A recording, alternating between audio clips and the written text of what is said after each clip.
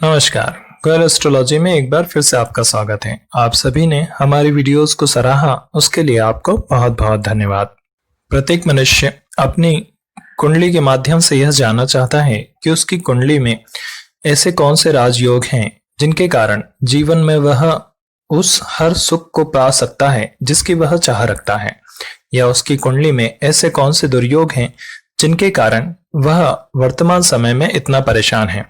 किंतु ऐसा कुछ भी नहीं होता है। हम आपको पूर्व में ही बता चुके हैं कि हमारे ग्रहों की जो भी कुंडली में ग्रहों की जो भी दशा होती है वह हमारे पूर्व कर्म के संचित कर्मों का ही फल होते हैं और उसी के अनुसार हमें सुख या दुख प्राप्त होता है। अब यदि इस शब्द को आप समझें, देखिए कई बार आपने कहते हुए सुना होगा कि यह व्यक्ति अपनी पत्नी को बहुत ज्यादा पीड़ा पहुंचा रहा है, यह बहुत मारपीट करता है, बहुत ज्यादा उस पर गुस्सा करता है, तो यह अपना शुक्र खराब कर रहा है। यह आपने कई बार कहते हुए सुना होगा। तो इससे शुक्र खराब हो जाते हैं। वहीं जो व्यक्ति अपने पावर का मिसयूज करता है या फिर किसी भी तरह से अपना वर्चस्व दिखाते हुए दूसरों से जबरदस्ती कार्य कराता है, उस स्थिति में उसके मंगल और शनि खराब हो जाते हैं, क्योंकि शनि कभी भी किसी से भी जबरदस्ती कार्य कराने के पक्ष में नहीं है। वहीं मंगल जो होते हैं वह जबरदस्ती किसी से अपने बल से कार्य कराना पसंद करते हैं। तो इसी कारण से ये इस कुंडली में उसके शनि खराब हो जाएंगे। इसी प्रकार से यदि कोई इंसान अपने गुरुओं, माता पिता या वृद्ध जनों के साथ दुर्व्यवहार करता है, उन्हें चोट पहुंचाता है या उनके तकलीफ देता है, तो ऐसी स्थिति में उनके गुरु खराब हो जाते हैं। अब कोई व्यक्ति बच्चों पर मारपीट करता है या किसी जो असहाय या वृद्ध व्यक्ति पर दुख देता है या फिर ऐसे ही किसी जिसकी मानसिक स्थिति अच्छी ना हो उसके साथ किसी प्रकार का दुर्व्यवहार करता है, तो ऐसे व्यक्तियों के बुध खराब हो जाते हैं। तो आमतौर पर हम जो भी कर्म करते हैं उसके कारण हमारे ग्रहों पर प्रभाव पड़ता है और यही हमारी मृत्यु के समय ग्रह जिस स्थिति में होते हैं, हमारे जन्म के समय भी ग्रह उसी स्थिति में होते हैं और इसी कारण से हमें वही जीवन भर वैसा ही फल देते हैं जैसे कि हमने कर्म करे हैं। यदि हम अच्छे कर्म करने लग जाएं तो हमारे ग्रह सुधर जाते हैं। इसीलिए कहा जाता है कि यदि आपकी कुंडली में शुक्र खराब है तो पत्नी के साथ मित्रता रखिए, पत्नी को सम्मान दीजिए और पत्नी की बातों पर ध्यान दीजिए। वहीं यदि आपकी कुंडली में गुरु खराब है तो अपने से बड़ों का आदर कीजिए, गुरुओं का सम्मान कीजिए। आपकी कुंडली में सूर्य खराब है तो पिता की आज्ञा का पालन कीजिए, पिता को जो है सहयोग कीजिए। यदि आपकी कुंडली में चंद्र खराब है तो माता को सहयोग कीजिए, माता का ध्यान रखिए। वहीं खाने का अनादर मत कीजिए। यह सभी चीजें हैं जो आपको, पानी अधिक वेस्ट मत कीजिए क्योंकि आप पानी भी जो ज्यादा खराब करते हैं इससे आपका चंद्रमा खराब हो जाता है। रात को देर रात तक जगने के कारण भी आपका चंद्रमा खराब होता है। सुबह जब आप देरी से उठते हैं इसके कारण आपका सूर्य खराब होता है। तो ऐसे कई सारे योग हैं जिनके कारण से आपके कुंडली में यह ग्रह योग बनते हैं और इसी के कारण आप परेशान रहते हैं। अब यदि आप किसी स्त्री के साथ छल करते हैं, किसी स्त्री को दुख देते हैं या मारपीट जैसा कृत्य करते हैं तो आपके राहु खराब हो जाते हैं। तो संभव सी बात है। वहीं आप किसी मंदिर में यदि किसी प्रकार का गलत कार्य करते हैं या फिर मंदिर में गंदगी फैलाते हैं तो यहाँ आपके केतु खराब हो जाते हैं। ऐसे ही बहुत से योग हैं जिनके कारण से आपको ये परेशानियां उठानी पड़ती हैं। तो यदि आपको अपनी कुंडली में कोई भी ग्रह को सुधारना है तो उससे संबंधित आपको अच्छे कर्म करना होंगे, तभी वह ग्रह आपका सुधर पाएगा, अन्यथा आपका वह ग्रह नहीं सुधर सकता। किंतु यहाँ फेसबुक और यूट्यूब इस तरह की वीडियोस से और लोगों से भरा पड़ा है जो कहते हैं केवल आप एक उपाय कीजिए और इस एक उपाय करने से के कारण ही आपका जीवन संवर जाएगा, जबकि वास्तविकता में ऐसा कुछ भी नहीं होता है। आपको जो भी फल मिलता है वह आपकी ग्रह दशा के अनुसार, मतलब ग्रहों की जो स्थिति है उसके अनुसार ही आपको फल मिलते हैं। अब यह रही ज्योतिष की बात। इसके अतिरिक्त भी कुछ बातें और होती हैं जिन्हें आपको समझना अनिवार्य है। देखिए ज्योतिष में अक्सर ऐसा होता है कि किसी व्यक्ति की बहुत बुरी दशाएं चल रही हो, उसके बाद भी उसे अच्छे फल मिलते हैं, और वहीं कहीं ऐसा भी होता है कि किसी व्यक्ति की बहुत अच्छी दशाएं चल रही हो, मतलब ग्रह बहुत अच्छी स्थिति में हो, उसके बाद भी उसे बुरे फल मिल रहे होते हैं। आखिर ऐसा क्यों होता है? और कुछ लोग इसी कारण से ज्योतिष को ढोंग कहकर सिरे से नकार देते हैं और कहते हैं कि यह केवल ढोंगियों का काम है, जबकि वास्तविकता में ऐसा नहीं है, क्योंकि हमें सत्य उतना ही लगता है जितना कि हम जानते हैं। जिन चीजों को हम नहीं जानते वह हमारे लिए सत्य हो ही नहीं सकती हैं। इस कारण से सर्वप्रथम हमें यह समझना होगा कि ऐसा क्यों होता है। इसी के विपरीत कुछ ज्योतिष ऐसे हैं जो यह कहकर इस बात को सिरे से नकार देते हैं कि यहाँ पर इसके नक्षत्र में यह बैठा है, इसकी दृष्टि यहाँ पड़ी हुई है, या फिर नवमांश में यह ग्रह इस स्थिति में है, इस कारण से इसे इस तरह के फल मिल रहे हैं। जबकि वास्तविकता में आपको यह समझना होगा कि जितने भी ग्रह हैं, यहाँ कुल 9 ग्रह हैं, इन ग्रहों के आपस में भी कोई रिश्ते हैं, इनके आपसी संबंधों को आपको समझना होगा। आप सभी जानते हैं कि नैसर्गिक मित्र और तात्कालिक मित्र होते हैं। ग्रहों में नैसर्गिक मित्रता और तात्कालिक मित्रता होती है, उसी के अनुसार वह फल देते हैं। यहाँ तक तो आप ज्योतिष को अच्छी तरह से समझते हैं, किंतु इसके विपरीत भी कुछ है जिसे आपको जानना चाहिए। सर्वप्रथम तो सूर्य और शनि दोनों आपस में पिता पुत्र हैं, इस बात को भी आप जानते हैं, किंतु आप यह नहीं जानते कि सूर्य शनि के साथ पिता भाव रखते हैं और पुत्र भाव रखते हैं, वहीं शनि सूर्य के साथ ना तो पिता भाव रखता है ना पुत्र भाव रखता है। इसी कारण से यदि आपकी कुंडली में शनि की दशा चल रही है, महादशा, अंतरदशा कुछ भी चल रही है, और उसमें सूर्य का अंतर आए, मतलब शनि की दशा में अगर सूर्य का अंतर आएगा तो आपको निश्चित रूप से यहाँ फायदा होगा। फिर भले ही सूर्य आपके किसी भी भाव के 6, 8वें या 12वें, आमतौर पर यही माना जाता है कि 6, 8वें, 12वें भाव के स्वामी अच्छा फल नहीं देते, किंतु यहाँ सूर्य आपको अच्छा परिणाम ही देंगे, फिर भले ही वह आपकी कुंडली में किसी भी स्थिति में हो। वहीं इसी के विपरीत यदि आपकी सूर्य की दशा, महादशा, अंतरदशा चल रही है, तो आपको शनि की जब भी दशा, महादशा, अंतरदशा आएगी तो यह आपको बुरा परिणाम ही देंगे। फिर शनि आपके किसी भी भाव के स्वामी हो, कितनी ही अच्छी स्थिति में हो, किंतु यह निश्चित है कि यदि सूर्य की दशा, महादशा, अंतरदशा चल रही है और इसमें अगर शनि का अंतर आया है तो आपको निश्चित रूप से बुरे परिणाम मिलने वाले हैं। क्योंकि अब यदि इसी बात को हम समझने के लिए हिंदू धर्म की ओर आए तो हमें पता चलता है कि प्रत्येक वर्ष 14 या 15 जनवरी को जब भी सूर्य मकर राशि में प्रवेश करते हैं तो मकर संक्रांति मनाई जाती है। इसके पीछे कारण यही है कि जब भी पिता अपने पुत्र के घर आए हैं, क्योंकि शनि देव की राशि है मकर और सूर्य यहाँ आए हैं, तो पिता अपने पुत्र के घर आए हैं, इस कारण से आपको अच्छा परिणाम ही देंगे और निश्चित तौर पर इसी कारण से इस मकर संक्रांति मनाई जाती है। वहीं इसके विपरीत यदि यह माना जाता है कि अगर सिंह राशि में यदि शनि का प्रवेश होता है तो यहाँ बहुत बुरे परिणाम भुगतने पड़ते हैं जातक को। उसे उस भाव से संबंधित, मतलब जिस भी भाव में उसके यहाँ सिंह राशि है, उसे परेशानी होने वाली है। तो यह भी आपको समझना होगा कि भले ही आपकी कितनी ही अच्छी दशा चल रही हो, किंतु यदि इस भाव से संबंधित, आपको इन दोनों के संबंध से संबंधित अगर आपको कोई परिणाम मिलना है तो आपको निश्चित तौर पे अच्छे या बुरे मिलेंगे। फिर वह आपके किसी भी भाव के स्वामी हो, इससे कोई लेना देना नहीं है।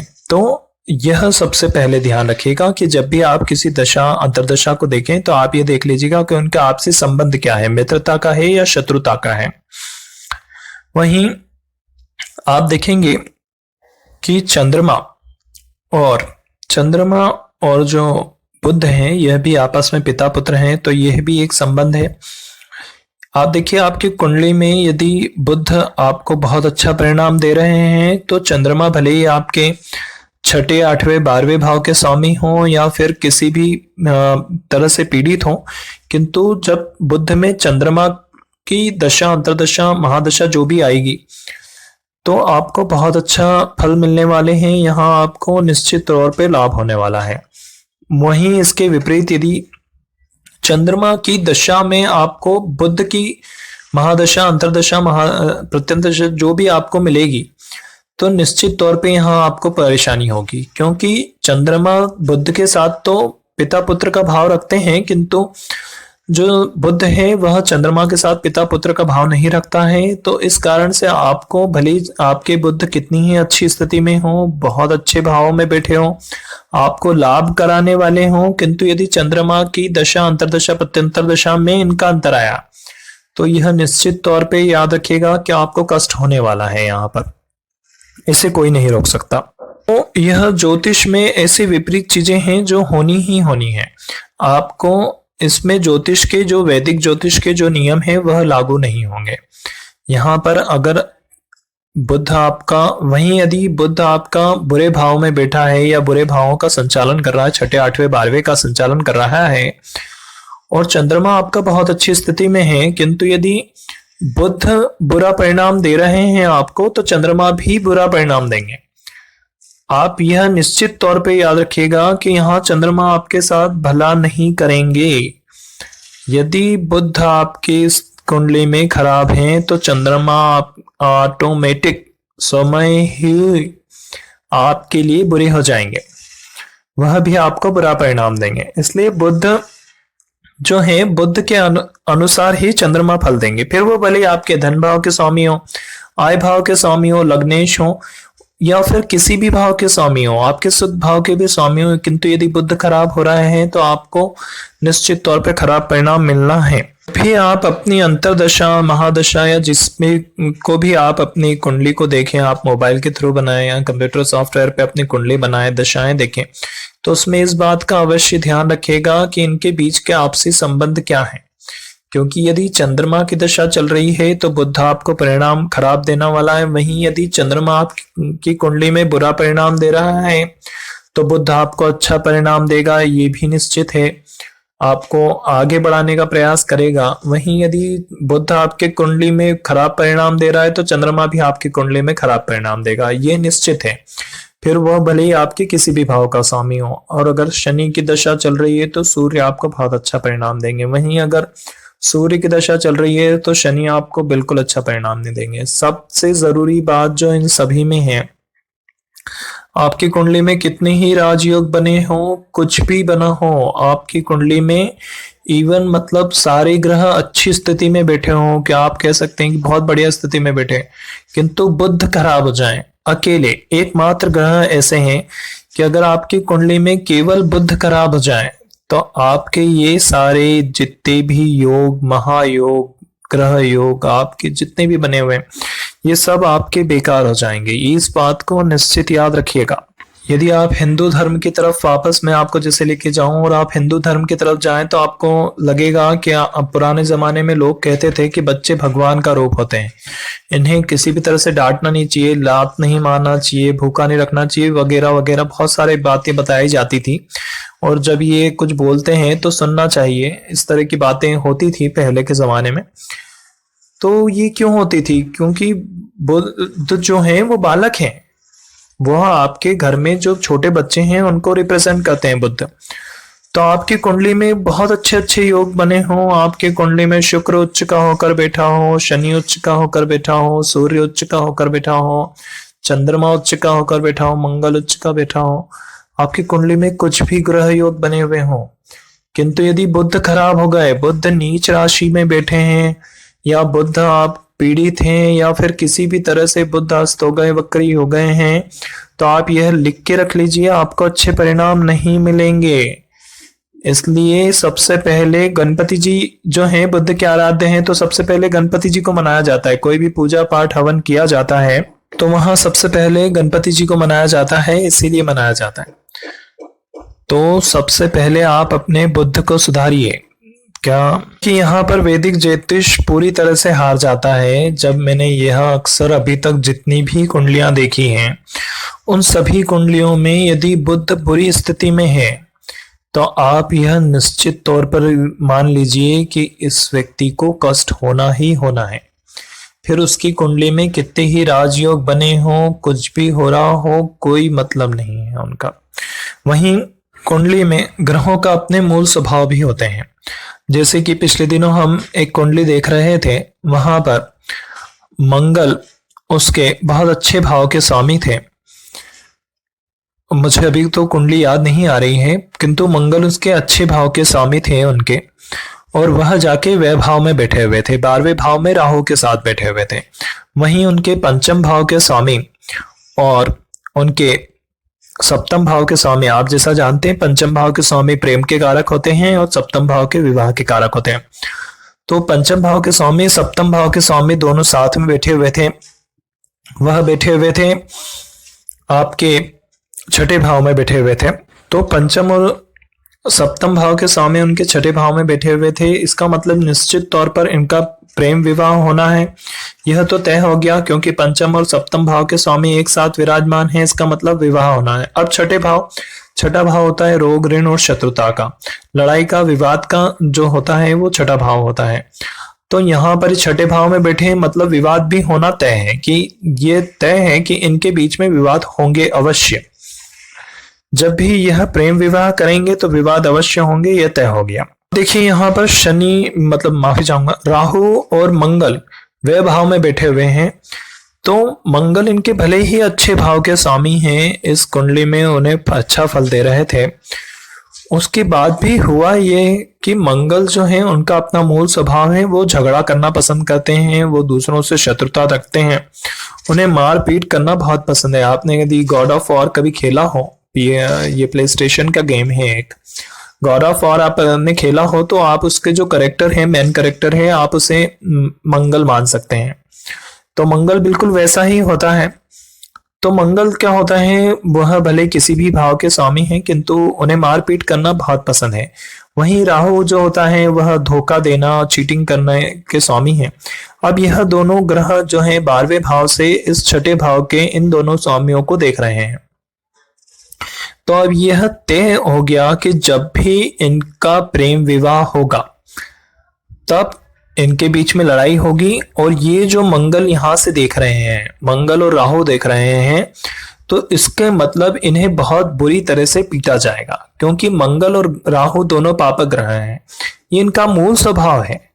वह भले किसी भी आपके कुंडली के किसी भी भाव के स्वामी हो, किंतु उनका मूल स्वभाव नहीं छोड़ेंगे वो। तो निश्चित तौर पे ये तय हो गया कि भले ही वह अच्छे भाव के स्वामी होकर देख रहे हैं, किंतु यह बात अवश्य है कि इनकी पिटाई अवश्य होगी, और बहुत बुरी तरह से पिटाई होगी, क्योंकि राहु भी पापक ग्रह है, तो बाहर से गुंडे बुलाकर पीटा जाएगा इन्हें। और यही हुआ उनके साथ भी। उनके साथ जब विवाह हुआ उनका, तो उसके लिए भाई पंचम और सप्तम भाव का स्वामी छठे भाव में बैठा था, तो विवाद से बचने के लिए उन्होंने भागकर शादी करने का प्रयास करा। उनके माँ बाप ने उन्हें पकड़ लिया, लड़की के माँ बाप ने उन्हें पकड़ लिया, और उसके बाद लड़के को इतनी बुरी तरह से मार पड़ी कि बस। तो यह निश्चित तौर पर होना है, इसके लिए कुछ भी नहीं होगा। अब राहु थे तो बाहर से गुंडे बुलाए गए, और फिर मंगल थे, मंगल चूंकि जो है मंगल अच्छे भाव के स्वामी थे, तो यहाँ पर उनके साले उनने मतलब जो उनके लड़की के भाई थे उन्होंने उसे पीटा। तो यह होना है, यह निश्चित होना है। अब इसके लिए आप ये नहीं कह सकते कि वैदिक ज्योतिष जो होता है वो बेकार होता है, ये काम नहीं करता है, जबकि ये अच्छे भाव के स्वामी होके देख रहे थे तो इन्हें अच्छा फल देना चाहिए था। ऐसा नहीं होगा, वह उनका मूल स्वभाव भी होगा, वह उसके अकॉर्डिंग भी आपको, उसके अनुसार भी आपको फल देंगे। तो यह निश्चित तौर पर होना है। हालांकि ये वीडियो बहुत लंबी हो रही है, इस कारण से अभी इस वीडियो को यहीं समाप्त करते हैं। धन्यवाद।